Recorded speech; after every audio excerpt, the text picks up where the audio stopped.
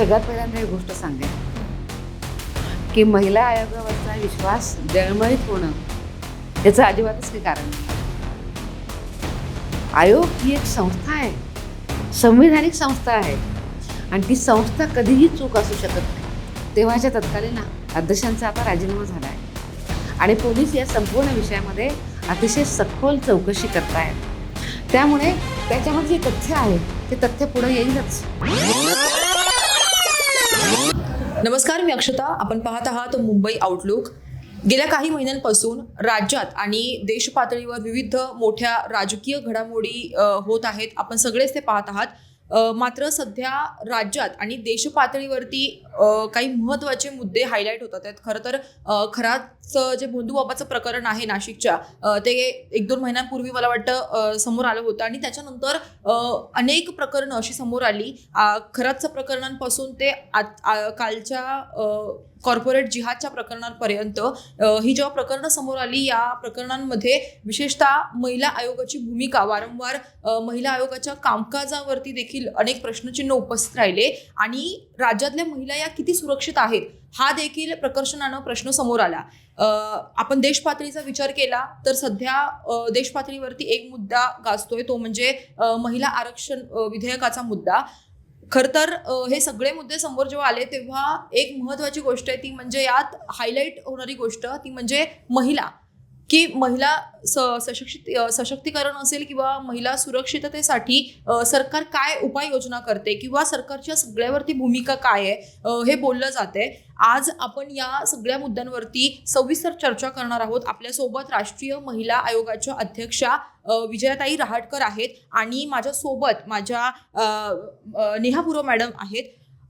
ताई नमस्कार. खरं तर आपली नवनियुक्ती झाली आहे राष्ट्रीय अध्यक्ष पदावरती. काय सांगाल ताई, सध्या ज्या घडामोडी वेगाने घडत आहेत आणि विशेषतः महिलांसंदर्भात ज्या केसेस आता समोर येत आहेत, काय सांगाल त्याविषयी? आता ज्या केसेस समोर येत आहेत त्या केसेस गंभीर आहेत आणि चिंता करणाऱ्या आहेत. या सगळ्या केसेसमध्ये राज्य सरकार लक्ष ठेवून आहे आणि पोलीस पण काम करत आहेत. पण यासोबत मला असंही वाटतं आहे की अशा केसेस वारंवार का उभ्या राहतात याचा पण विचार करण्याची खूप गरज आहे. आज आपण असं बघतो की जेव्हा महिलेला महत्त्व कमी दिलं जातं, जेव्हा समाज जेंडर बायस होतो किंवा पुरुष जेंडर बायस होतात आणि तिला कमी लेखलं जातं, तेव्हा मग तिच्यावरचे अत्याचाराचे प्रमाण वाढत जातात. मुळामध्ये या मानसिकतेकडे वळण्याची खूप गरज आहे आणि या मानसिकतेला कशी ती कमी करता येऊ शकेल हे बघण्याची पण खूप गरज आहे. मात्र आत्ता जी प्रकरणं समोर येत आहेत, अगदी खरात प्रकरण असेल किंवा नाशिकमधलं दुसरं प्रकरण, TCS मधलं प्रकरण असेल, हे प्रकरणं खूप गंभीर आहेत. या प्रकरणामध्ये पोलीस तर काम करतायत, त्यांना आपण वेळ दिला पाहिजे काम करण्याकरता. आत्ता असंही होतं आहे की सगळं आत्ता लगेच सांगा, तर ते लगेच नाही सांगता येणार, लगेच नाही बोलता येणार, कारण त्याच्यावरचा तपास चालू आहे. तर म्हणून आपण पोलिसांना तपासाकरता वेळ दिला पाहिजे. मात्र या संपूर्ण प्रकरणाकडे राष्ट्रीय महिला आयोगाचं व्यवस्थित लक्ष आहे. या सगळ्या प्रकरणांमध्ये आम्ही लक्ष ठेवून आहोत. आम्ही सुमोटो कॉग्निझन्स घेतलेला आहे आणि नाशिकचं जे TCSचं प्रकरण आहे ह्याच्यात तर आम्ही एक फॅक्ट फाइंडिंग कमिटी पण नेमली आहे. ही फॅक्ट फाइंडिंग कमिटी अतिशय सशक्त आहे. 4 लोकांची ही कमिटी आम्ही बनवलेली आहे, ज्याच्यामध्ये पूर्व हायकोर्ट जस्टिस आहेत, पूर्व DG आहेत, सुप्रीम कोर्टाच्या लॉयर आहेत आणि राष्ट्रीय महिला आयोगाचे अधिकारी आहेत. अशा 4 लोकांची कमिटी आहे.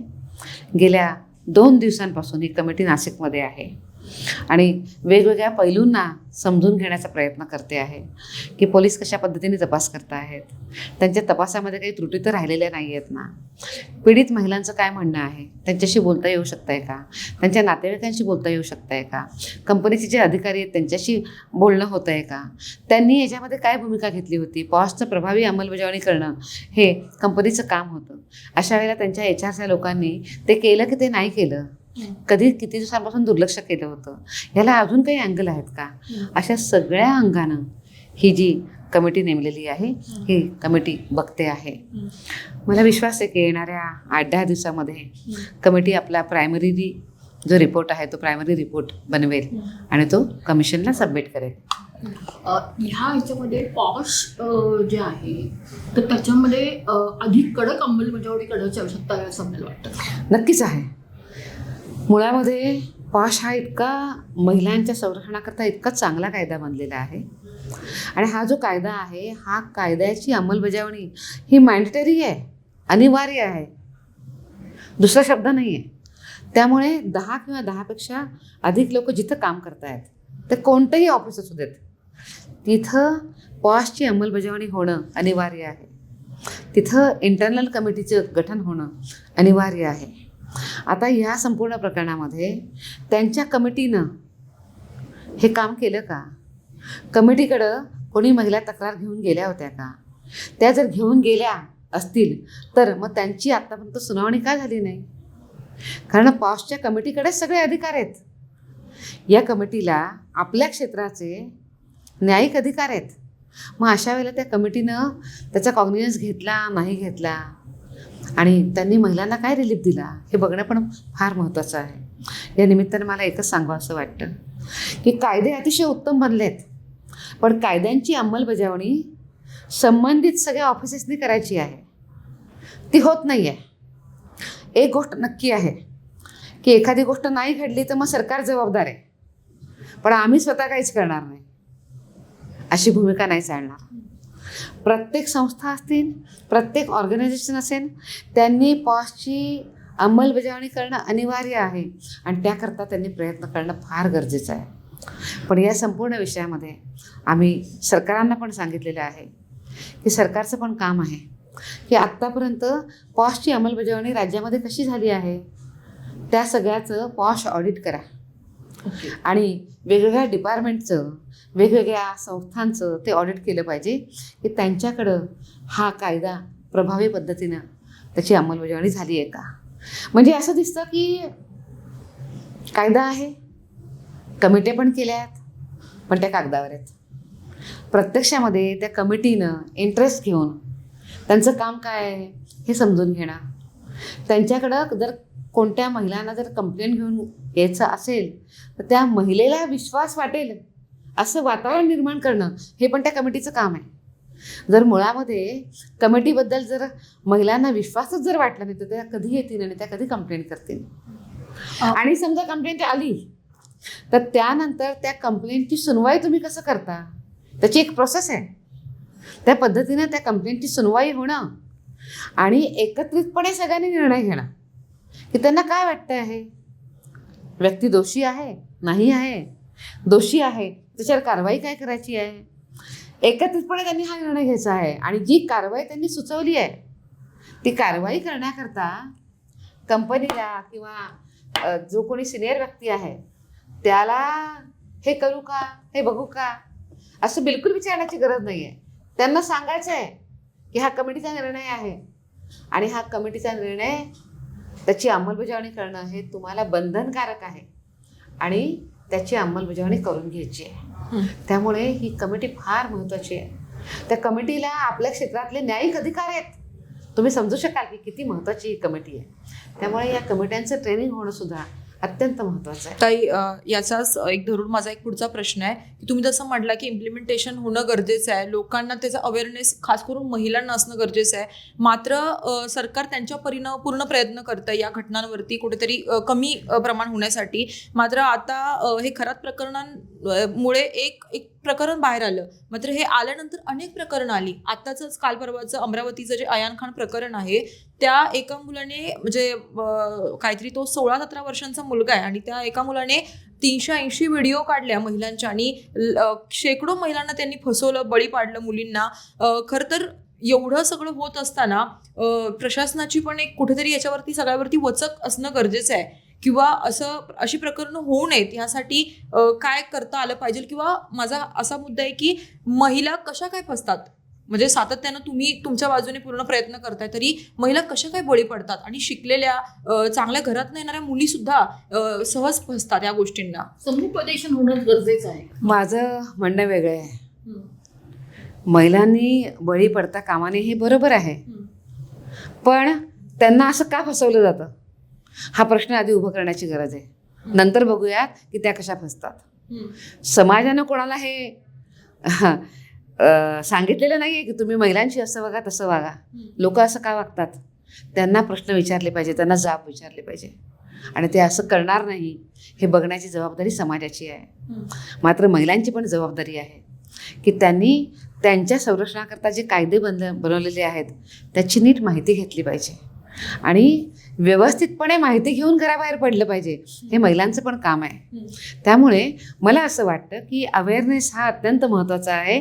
हा सगळ्या पातळीवर केला गेला पाहिजे, तेव्हाच आपण नीटपणे पुढे जाऊ शकू. यासोबतच मला हे पण आग्रहाने सांगायचं आहे की जोपर्यंत आपल्या समाजामध्ये जेंडर डिस्क्रिमिनेशन आहे, जोपर्यंत समाजामध्ये महिलांना कमी लेखण्याची वृत्ती आहे, तोपर्यंत ह्या अशा घटना घडत राहणार आहे. मग आपण घरामध्ये हा विचार करतोय का की मुलाला आणि मुलीला वाढवताना आपण बरोबरीने वाढवले? मुलीचं शोषण का होतं? कारण घरामधनंच मुलीला कमी लेखलं जातं.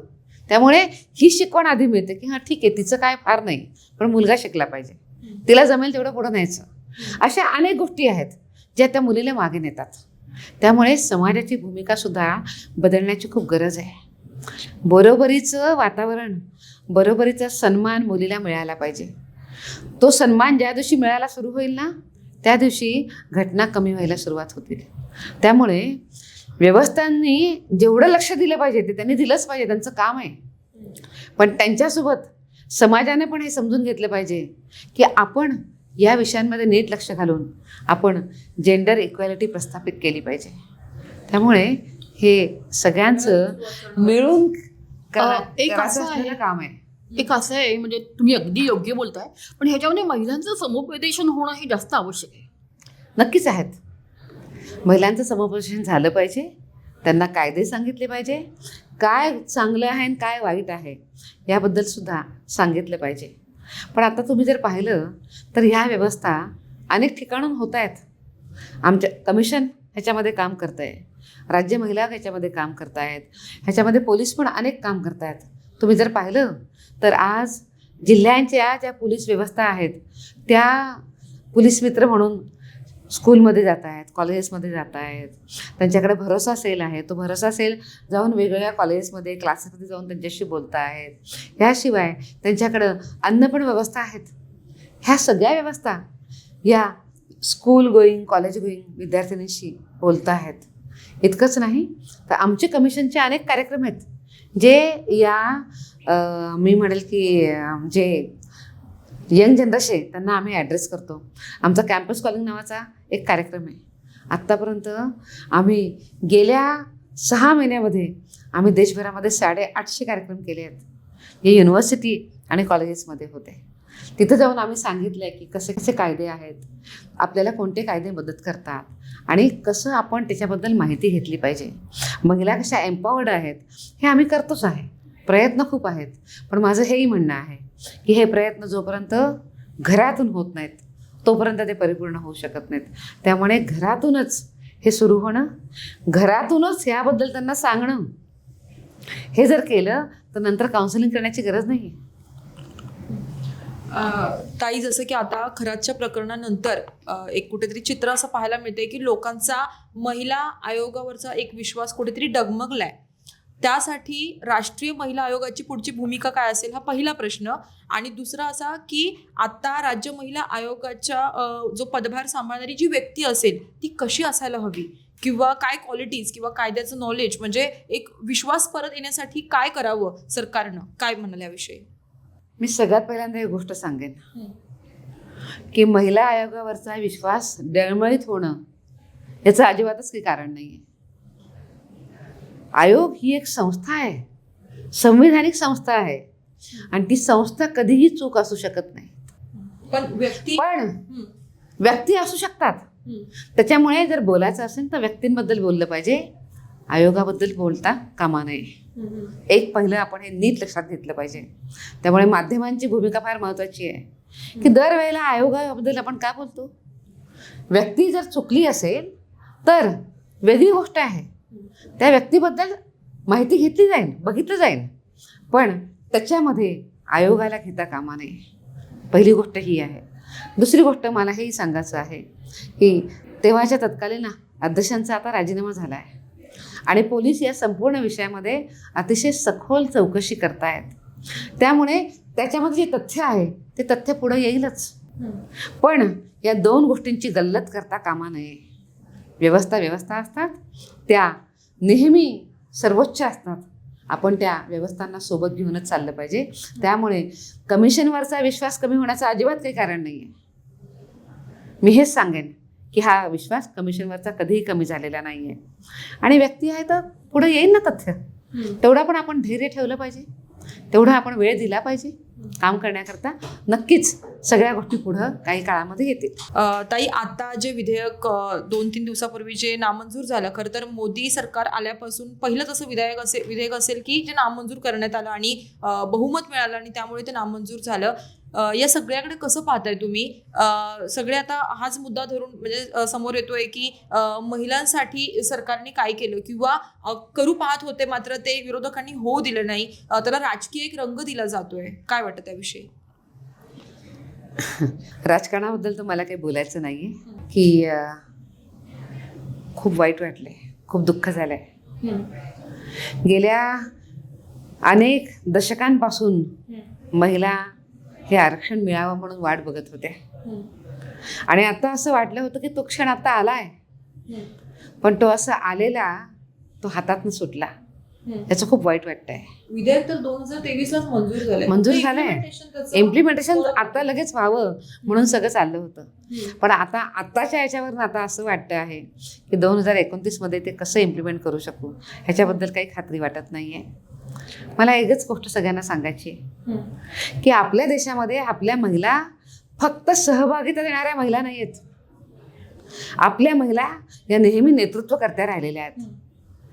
ज्या ज्या काळामध्ये त्यांचं नेतृत्व उभं राहिलं वेगवेगळ्या क्षेत्रामधलं, त्यांनी ते खूप ताकदीने सांभाळलंय. मी तुला उदाहरण काही सांगते. आपण पुण्यश्लोक अहिल्यादेवी होळकरांचं नाव घेतो. 300 वर्षानंतर पण त्यांना आपण आठवण करतो की किती चांगली राज्यकर्ता असावी याचं ते मूर्तिमंत उदाहरण आहे. आपण आजही झाशीच्या राणीला आठवतो, आपण आजही मा जिजाऊंना आपण आठवतो आणि आपण आजही सावित्री फुलेंना आपण आठवण करतो. या सगळ्या महिला नेतृत्वकर्त्या होत्या आणि त्यांच्या वारसदार आपण सगळ्या महिला आहोत. मी हे सगळे उदाहरणं याकरता सांगितले की नेतृत्व करणं हे आमचं कामच आहे आणि ते वेळोवेळी आम्ही स्वतःला सिद्ध केलेलं आहे. आत्ता जेव्हा महिलांना आरक्षण देण्याचा क्षण आला होता त्यावेळेला सगळ्यांनी मिळून ते देणं खूप गरजेचं होतं. नाहीतर मग तुम्हाला मतं हवी आहेत म्हणून तुम्ही त्यांच्याकडे जाता आणि जेव्हा तुम्हाला त्यांना काहीतरी देण्याची वेळ येते आहे तेव्हा मात्र तुम्ही पाठ फिरवता. असं कसं चालेल? हे नाही चालणार. तर याला धरून माझा पुढचा एक प्रश्न आहे की हे इम्प्लिमेंटेशन झाल्यानंतर काय वेगळी देशात परिस्थिती पाहायला मिळेल किंवा महिलांचं कशा पद्धतीनं नेतृत्व आपल्या सगळ्यांना पाहायला मिळेल? मी तुला पहिल्यांदाच सांगितलं की आपल्या देशामध्ये महिला या नेतृत्व करत्या आहेत. जेव्हा हे आरक्षण लागू होईल तेव्हा देशामध्ये अतिशय उत्तम वातावरण असेल. मी एक तुला सांगते, याच्यामधला अजून एक मुद्दा फार महत्त्वाचा आहे. आपण जेंडर गॅपबद्दल बोलतो. हे बिल असं होतं की हे बिल आल्यानंतर ही जेंडर गॅप फार मोठ्या प्रमाणामध्ये कमी होणार होती आणि महिला बरोबरीनं निर्णय प्रक्रियेच्या भागीदार होणार होत्या. आपण जेव्हा पुढच्या काळामध्ये मी कल्पना करते आहे ज्या वेळेला निर्णय प्रक्रियेमध्ये भागीदार महिला बनतात तेव्हा त्या अनेक विषयांमध्ये काम करतात. आपल्या गावामध्ये आपल्या क्षेत्रामध्ये उत्तम पाणी कसं येईल, महिलांचा पाण्याचा त्रास कमी कसं होईल, गावांमध्ये स्वच्छता कशी राहील, शाळा चांगल्या कशा राहतील, अशा अनेक विषयांवर त्या काम करतात. पण आजची आपल्या भारताची महिला केवळ याच विषयांमध्ये काम करणारी नाही आहे, तर ती तंत्रज्ञानाला घेऊन सुद्धा पुढे जाते आणि ती सायन्सला घेऊन पण पुढे जाते. त्यामुळे या सगळ्या विषयांमध्ये मी जे पुढचं चित्र बघते आहे चित्र फार आशादायक आहे. भारताला पुढे घेऊन जाण्याकरता 50% महिलांचा सहभाग मिळतो आहे आणि त्या निर्णय प्रक्रियेच्या भागीदार आहेत आणि त्यांच्या नेतृत्वामध्ये या देशाचा विकास होतो आहे. आता हा आझादीचा अमृतकाळ चालू आहे. येणाऱ्या काळामध्ये जेव्हा आपण आझादीची 100 वर्ष आपण बघू त्यावेळेला देशांच्या महिलांच्या नेतृत्वामध्ये देशाचा विकास होतो आहे असं एक उत्तम चित्र आपण बघू शकतो. मला खात्री आहे की आत्ता जरी हे बिल आलेलं नाहीये तरी ते पुढच्या काळात ते नक्की येणार आहे आणि त्याकरता सगळ्या महिलांचा संघर्ष चालू असणार आहे. हे बिल येईल, महिलांना अधिकार मिळतील आणि महिला उत्तमपणे देशाच्या विकासाकरता काम करतील. ताई, एक प्रश्न की आपण नगरसेवक पदापासून ते अगदी आजच्या ह्या राष्ट्रीय महिला आयोगाच्या अध्यक्ष पदापर्यंतच्या सगळ्या प्रवासामध्ये महिलांचे म्हणजे अनेक पहिलू तुम्ही जर पाहिले असतील, काय वाटतं की आजची महिला, आजची नारी ही कशी असावी? ती खूप शक्तिशाली आहे.